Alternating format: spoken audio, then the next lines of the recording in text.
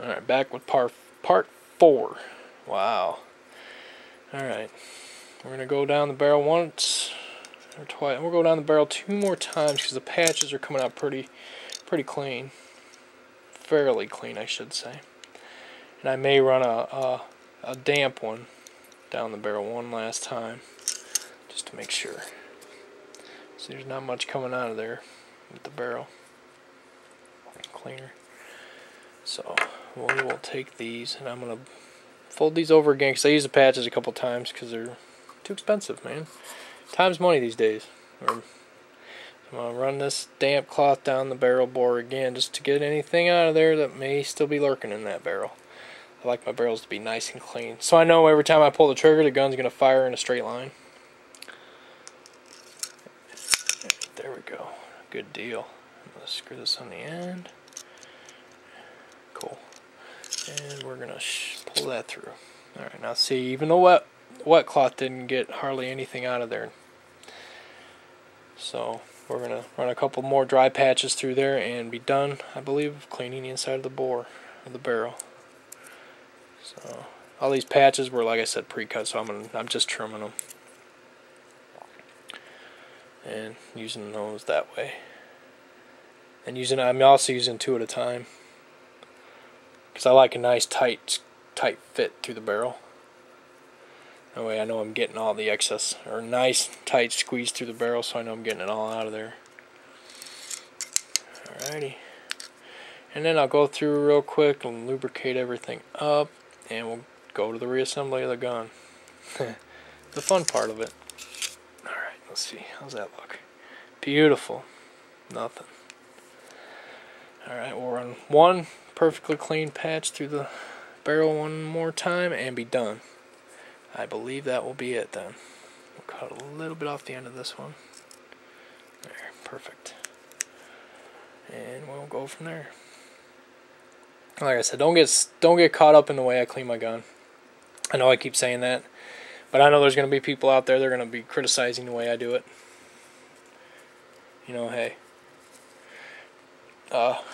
I clean my guns this way. You clean your guns your way. You use your cleaning products.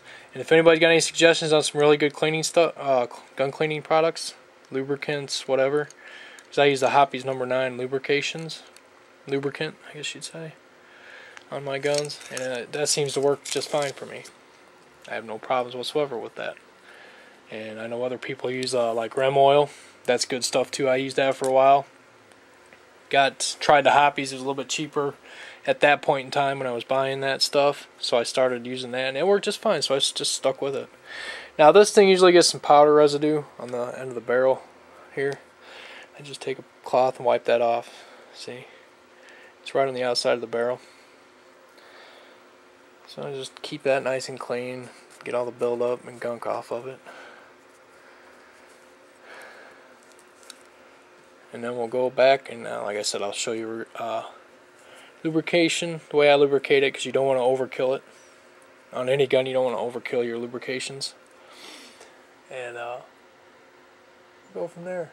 Bore looks beautiful. I was just looking down the barrel up in the light, and the bore looks nice and clean.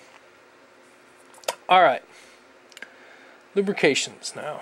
We are going to dig out my Hoppy's No. 9. Open that up. Alright. Excuse me. Now we are going to go into this. Now in here you've got a lot of moving parts. This is your trigger assembly. Now what I'm going to do here, I'm going to put one small drop right up in the front of the trigger arm. Just a small one. Just a little one. There.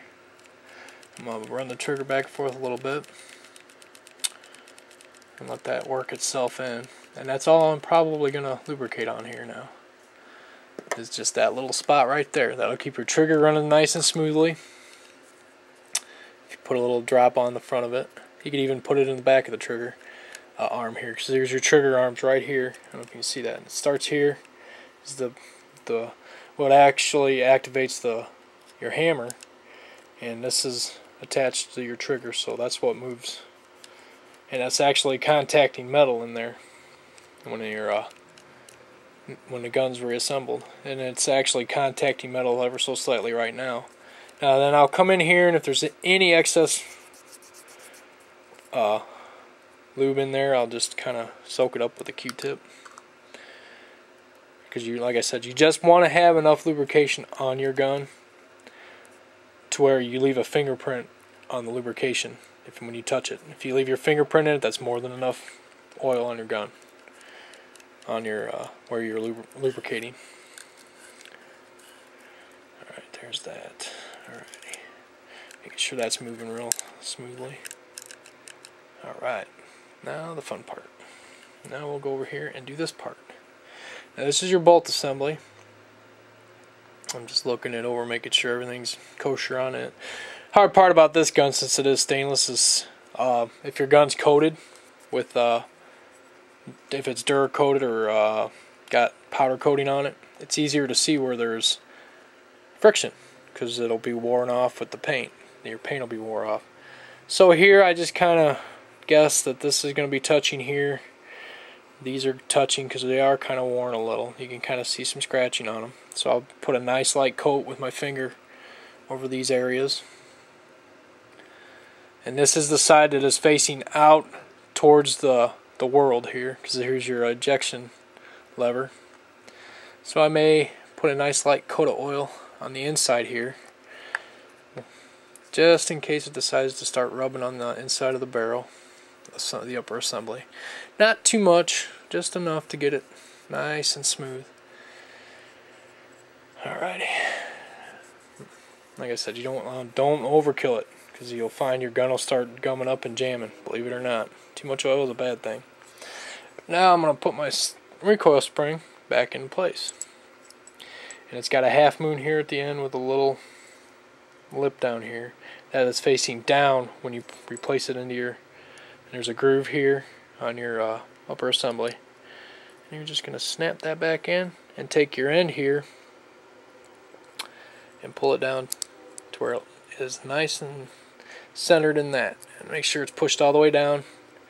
And you should have a perfect circle here, because this is where your final assembly was, where you're going to have this part here is going to actually fit through that, so that this will recoil back and forth and eject your round and whatnot, and so you can recock it. Alright, that's all lubricated up. I'm going to put a little bit on this, just a bit. This is where your hands get really messy, because you're just rubbing all this in with your fingers. So, recommended you wash your hands after all this. I recommend you wash your hands after all of it when cleaning any gun, because of the simple fact there's a lot of chemicals in some of these cleaners. Now, one quick thing before I forget, and I'm going to do real quick. I have sponges that I like to use. Sometimes, depending on the gun, I will wrap a cleaning pad around this and just soak it with cleaner. In this case, I'm going to run it through the barrel just as it is. Make sure everything wet and nasty's out of there, which should be, because I wasn't getting anything on the pads. So I'm going to run this through the barrel here. I'm going to come over here, sorry.